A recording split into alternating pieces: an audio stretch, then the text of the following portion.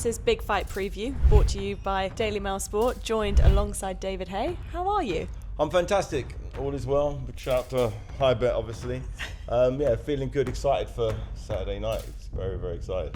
Well, yeah, we are in the midst of fight week at the moment. We've got Joseph Parker versus Fabio Wardley on the weekend.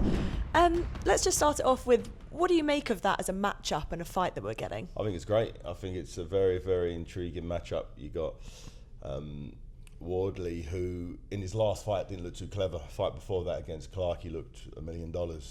You know, he's got that equaliser. He doesn't have the amateur pedigree, sort of coming from the white collar scene, and somehow managed to figure out a style that works for his big, athletic, robust body. And he's got a massive punch power.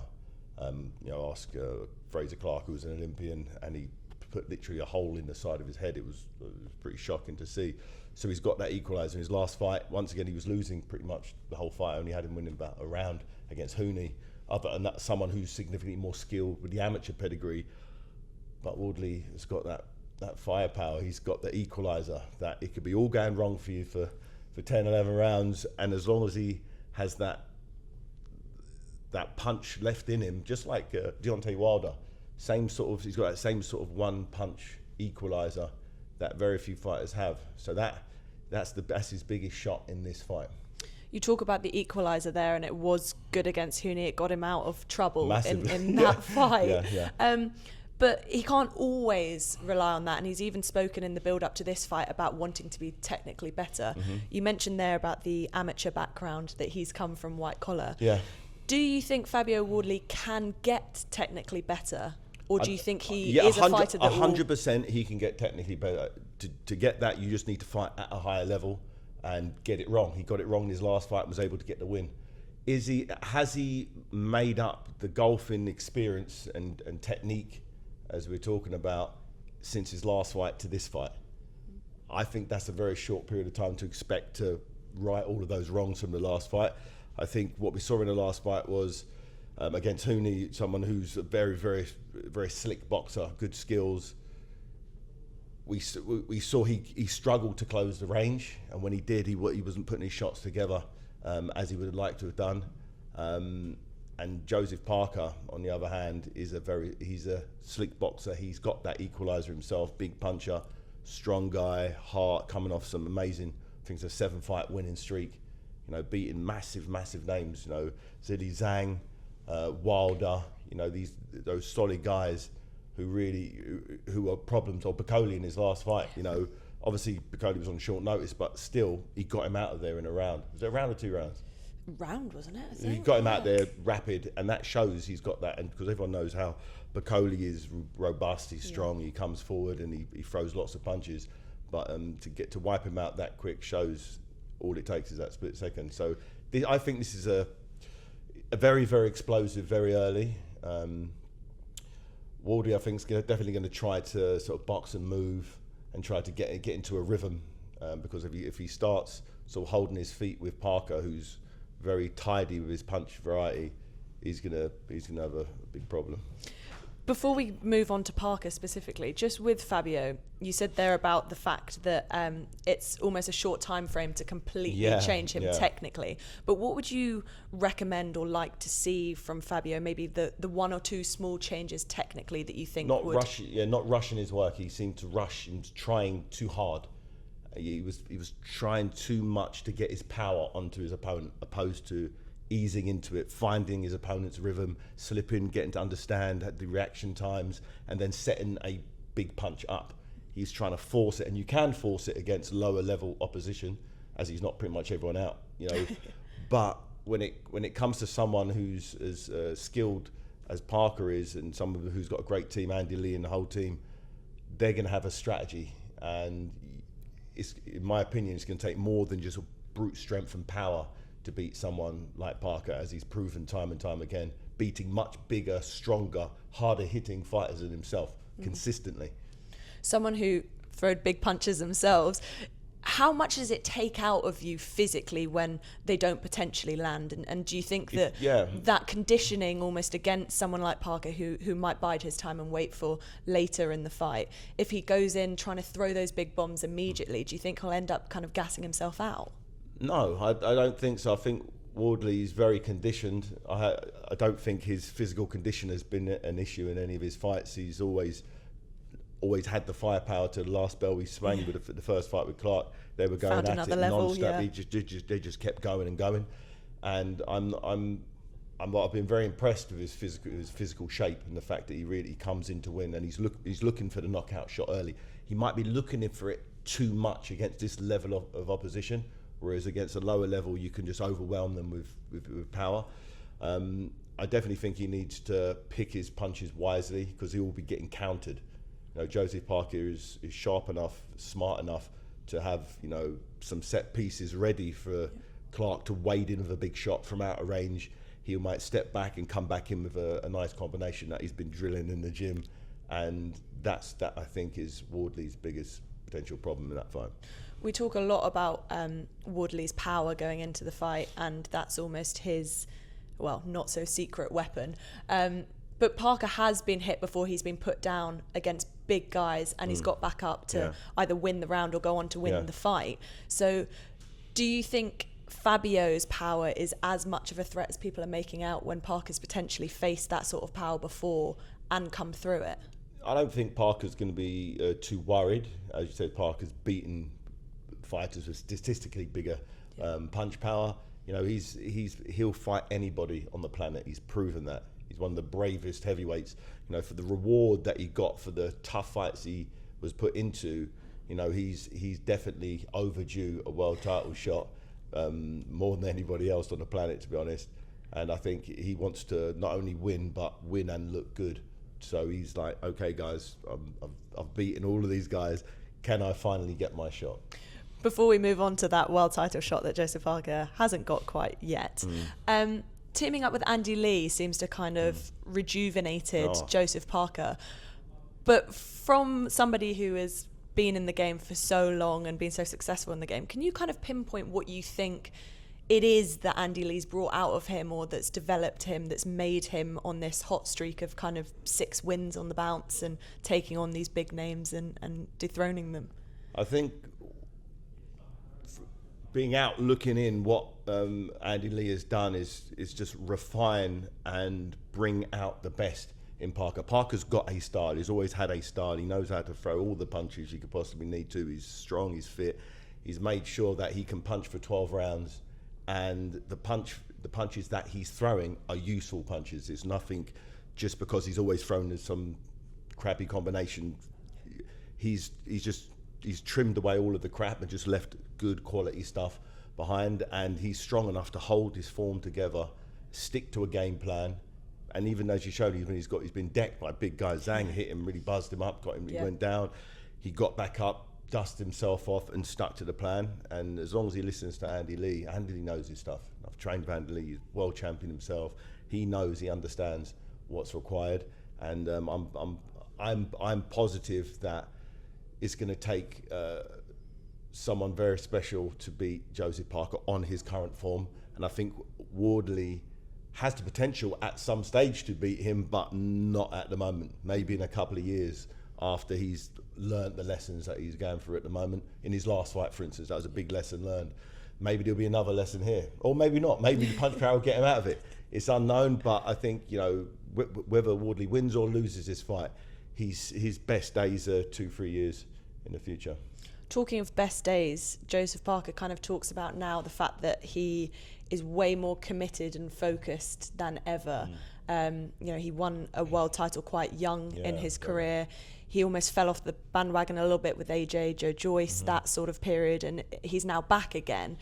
Do you think he'll be kicking himself about that middle period? Because if he had have had the commitment he has now, then do you think he would be even bigger than people see him as? Yeah, you can never look back at things like that. The reason why he is where he is today is because of that negativity. The loss to Joe Joyce, for instance, horrendous loss. He took a real beating in that fight. I thought that was the end of him at that stage. But if you look at the two fighters, Joe Joyce and Parker, if you look at the trajectory since that loss, I think that could have been one of the best things. Looking at the last 7 fights, I think that might have might have been the best thing for him. Maybe he needed a good beating for him to go and tell you what, I need to reevaluate what I'm doing. However I was training up until that point, or however I was living my life, wasn't enough.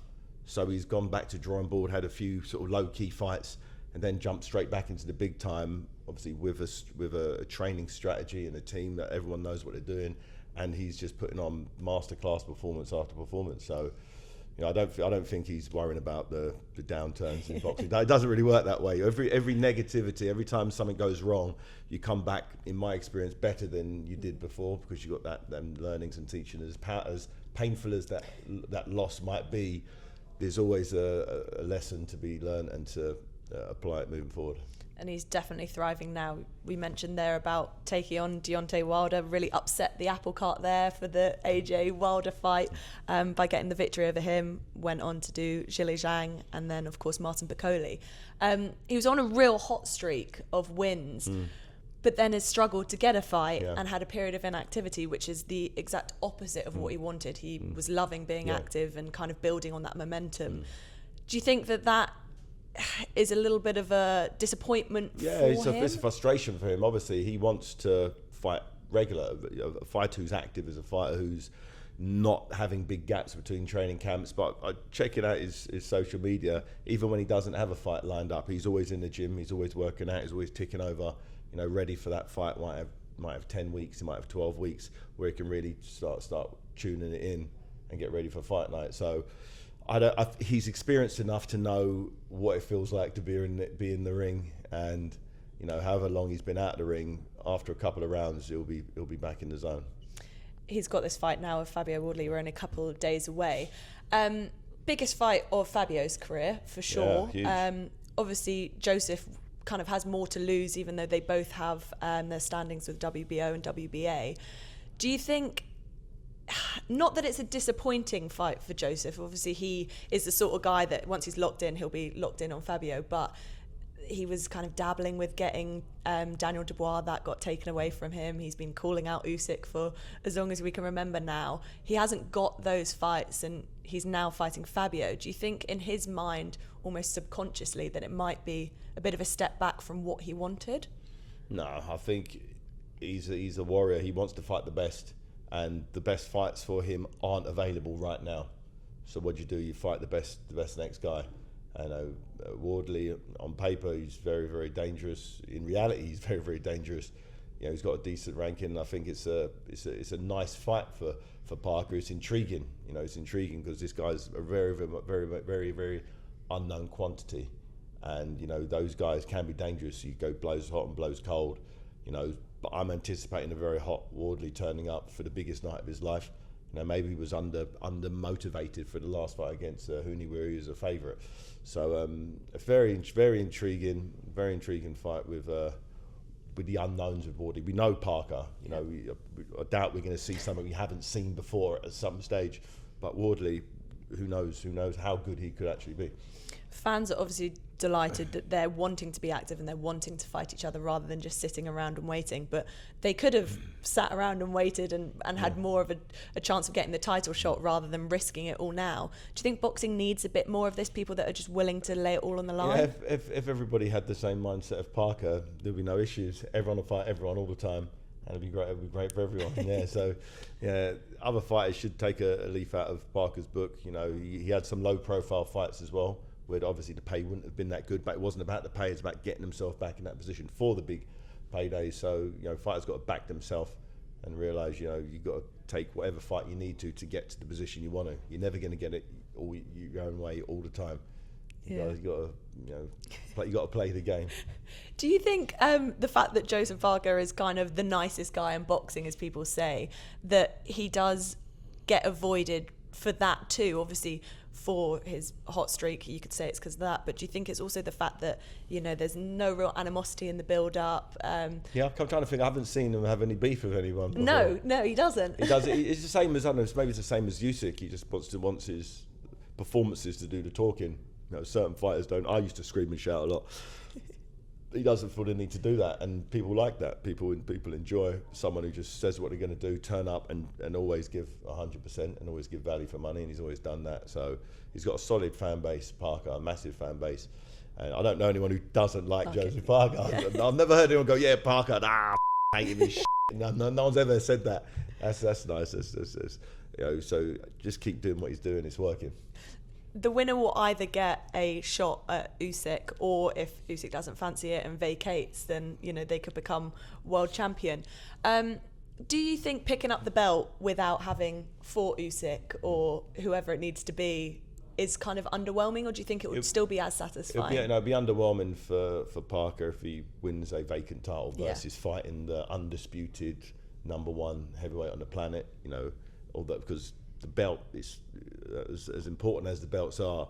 It's the man that you're fighting that people. He would probably rather fight Usyk for no belts. Yeah, just than to fight someone for a belt. It's not about the belt. It's about who you're fighting, the legacy of the man you're fighting, and is someone who's, considered by most now an all-time great, and he's got an opportunity to get in there and prove that he's better at this time. It's not like he's young. No, he's about the same age. So I think I think he deserves the shot. It's a tough fight for Usyk, but also it's a very tough fight for Parker. But I'd be very interested in seeing that one. Two of the nicest guys in boxing fighting each other. Why do you think Usyk overlooks that fight so much? He doesn't seem particularly interested in it and doesn't seem to really want it. I haven't heard him talking about anyone specifically. I never heard him calling anybody out before. You're saying he doesn't seem interested, but I haven't seen him interested in. I've never seen him mention anyone's names that he wants to fight. I'm not sure who else is left really. Yeah, for him to call out, if that makes sense. Yeah. How do you think a fight between Usyk and Parker would kind of unfold and go down? If Parker boxes him at long range, which he's very comfortable at doing, he'll have a hard night.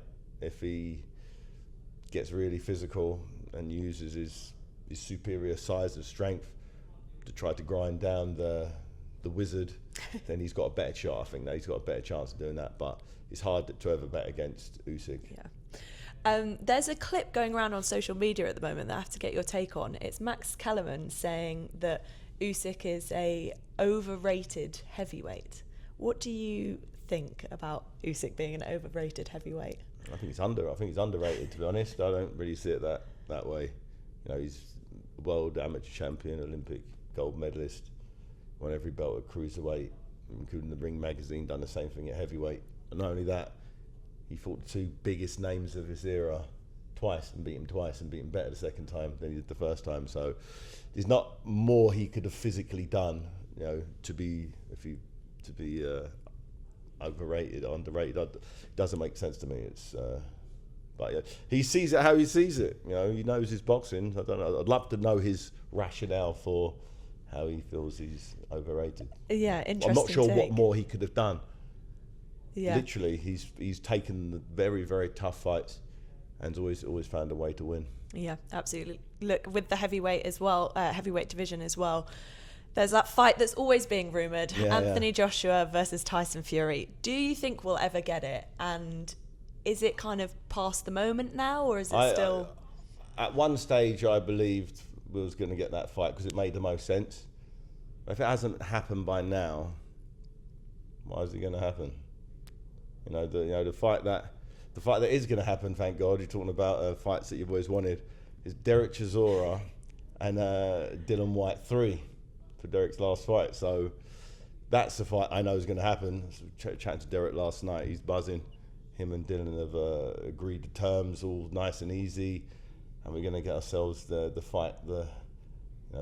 Would it be Derek Chisora White, or would it be White? It might probably be White Chisora, seeing though he won the first two fights. But he's coming off a loss to Moses Itauma, a bad loss. But put those two guys in the ring, you're going to get some magic.